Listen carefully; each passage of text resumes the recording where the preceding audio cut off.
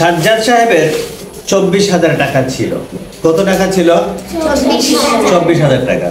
তিনি এই টাকার বলতে কি 24,000 টাকা, এই টাকার 12 ভাগের 5 অংশ এতিমখানায়, 8 ভাগের 3 অংশ শিক্ষা প্রতিষ্ঠানে দান করলেন। অর্থাৎ এই 24,000 টাকাকে 12 ভাগ করে 5 ভাগ টাকা এতিমখানায় দান করছেন। আবার এই 24,000 টাকাকে 8 ভাগ করে 3 ভাগ টাকা শিক্ষা প্রতিষ্ঠানে দান করছেন। তার কাছে কত টাকা আছে? তাহলে এই দুই জায়গায় দান করার পরে তার কাছে কত টাকা রইল সেটা আমরা এখন বের করব। কি লিখছি এখানে? সাজ্জাদ সাহেবের কাছে ছিল 24,000 টাকা। এরপরে তিনি কি করছেন? এই টাকার 12 ভাগের 5 অংশ এতিমখানায়, তাহলে লিখবো এতিমখানায় দান করলেন 24,000 এর 12 ভাগের 5। এই 24,000 যেহেতু টাকা, এজন্য আমরা এখানে টাকা লিখবো। এখন কি করব? এখানে কি করব আমরা? 24,000 টাকাকে 12 ভাগ করে 5 ভাগে কত টাকা হয় সেই অংশটা আমরা বের করে নিব এখানে। এবার দেখো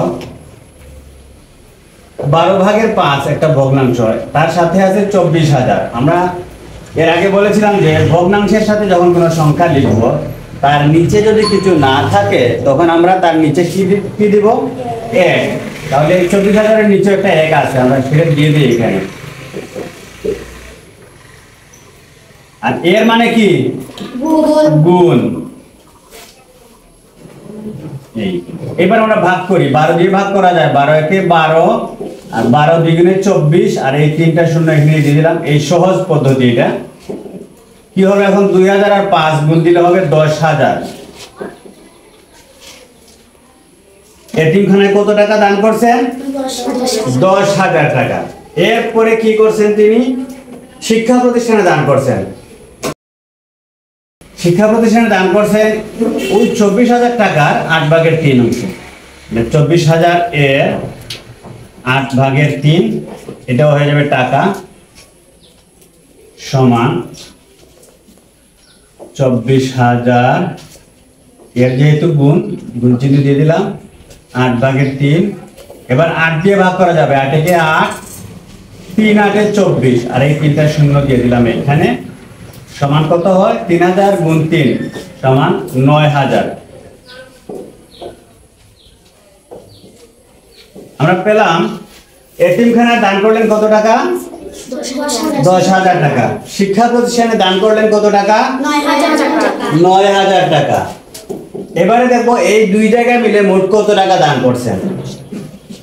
তাহলে লিখবো এতিমখানা ও শিক্ষা প্রতিষ্ঠানে দান করলে, এখন আমরা এই 10,000 আর 9,000 যোগ করে নিব। 10,000 যোগ 9,000 টাকা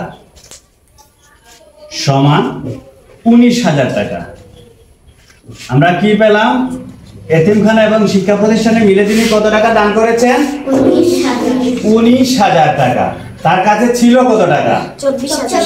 24,000 টাকা। এই টাকা থেকে তিনি দান করে ফেলেছেন 19,000 টাকা। আমরা এখন দেখব তার কাছে কত টাকা রইল। তাহলে এই টাকাটা কিভাবে বের করব? এই 24,000 থেকে 19,000 বিয়োগ দিয়ে দিব। তাহলে এখন লিখব তার কাছে আছে, এই 24,000 থেকে আমরা 19,000 বিয়োগ দিয়ে দিব, সমান 5,000 টাকা। তাহলে আমরা পেলাম কি? এই শিক্ষা প্রতিষ্ঠান এবং এতিমখানা দুই জায়গায় দান করার পরে তার কাছে কত টাকা আছে? এখন 5,000 টাকা। ঠিক আছে।